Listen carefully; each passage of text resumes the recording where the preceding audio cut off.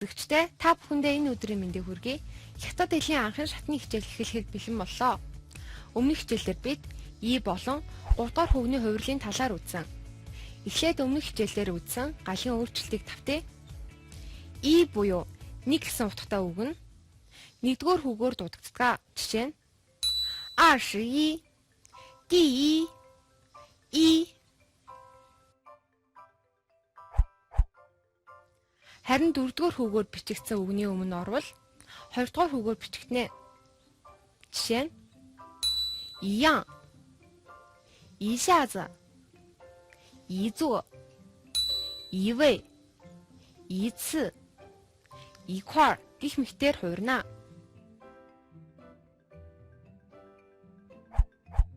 Хоёр болон 3 дугаар хүүгээр дуудагддаг үгний өмнө орвол 4-р хүүгээр уншина. Жишээ нь 一般, 一年, 一门, 一起, 一种гэх мэтээр хуурна.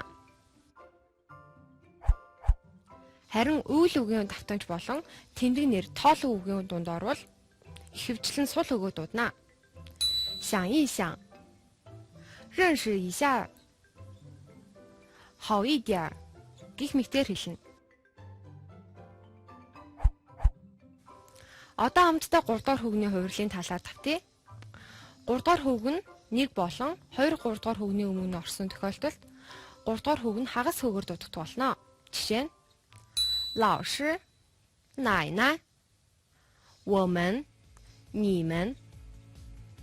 Өнөөдрийн хичээлдэр бид А аялга үгийн хувирал болон олон үетэй үеийг дуудаж сурах талаар үзэх болно.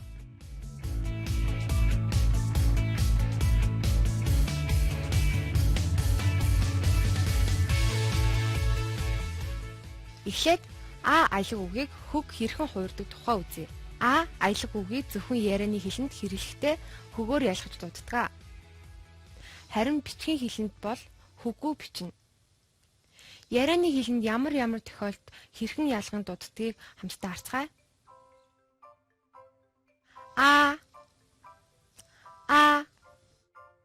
гайхсан биширсэн өнгө аяс илэрхийлсэн үед 1-р хөгөөр дуудана. Жишээ нь 下大雪了. Хөөх цас орчсон байна.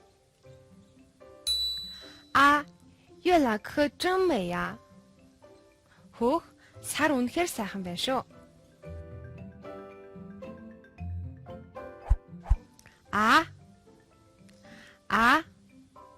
Итгэмээргүй сэтгэл зовоосон зүйл тохиолдсон үед 2 дугаар хүүгээр хэлнэ. 你说呀, 你为什么回来了? За чи хэлэлтэй. Яагаад буцаад ирв? 这种话是他说出来的? Тэр ийм үг хэллээ гэж үү?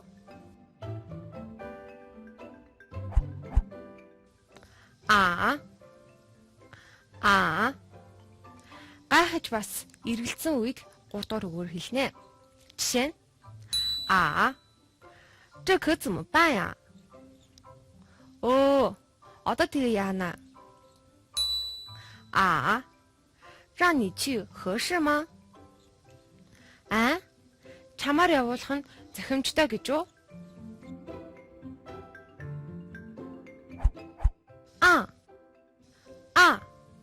Баталж хэлэх эсвэл тухайн хугацаанд ойлгож мэдэх үед хэрэглэнэ. Жишээ нь 他是亲哥了. 他是男丁吗? Тэр нь цингэл, тэр нь нандаа юм уу? Гэх мэтээр хэрэглэж болох нэ.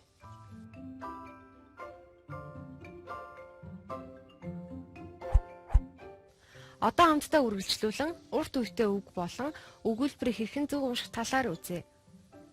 Олон үетэй үгийн үеүүдийг нэгээр нь салахгүй, зогсож авахгүй, аль нэг үеийг орхихгүй шууд уншдаг. Жишээ нь 我在图书馆гэсэн өгүүлбэрт орсон图书馆гэдэг үгийг图书馆гэж салахгүйгээр图书馆гэж уншина. 我在图书馆. 我在图书馆. Мөн 他去电影院. гэсэн өгүүлбэрийн 电影院 гэдэг үгийг мөн салахгүйгээр 电影院 гэж уншина.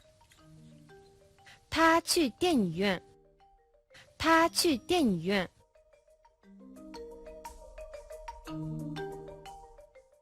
Өгүүлбэрийг илүү ойлгомжтой болох үүднээс үгийн утга болон холбоосыг сайтар мэдэрч хяналттай, зогсолттой зөв уншиж сурах хамгийн чухал.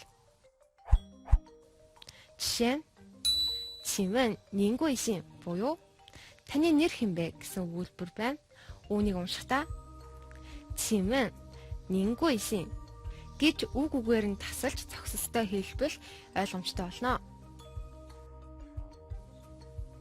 Дахин нэг өгүүлбэр харъя. 我是语言学院的学生. Би хэл соёлын сургуулийн сурагч гэсэн өгүүлбэр байна. Харин үүнийг уншихдаа 我是语言学院的学生. 我是语言学院的学生 гэж унших нэ. 请再说一遍. 请再说一遍 гэж унших нэ. Одоо өнөөдрийн үзсэн хичээлээ баттгах нэгэн дасгал ажиллая. Доорх өгүүлбэрүүдийг уншаад А айлаг үгийг тохирох өгүүлбэрт нь холбоорой.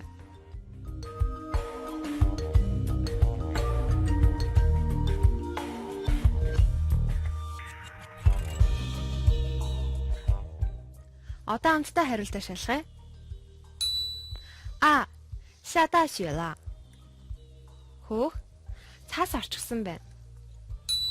А. 这可怎么办呀? Оо. Одоо тэгээ яана? А. 你说呀. 你为什么回来了? За чи хэлэлтэй. Яагаад буцаад ирв? Та бүхний зөв хийсэн гэж найдаж байна. Өнөөдөр бид А аялга үгийн хувирал болон олон үедээ үгийг зөв унших талаар үзлээ. Дараагийн хичээлээр бид авиазын хичээлээр үзсэн хичээлүүдэд баттдах болно. Үзэгчдээ одоо үргэлжлүүлэн хансны хичээлээ үл авч үзээрэй.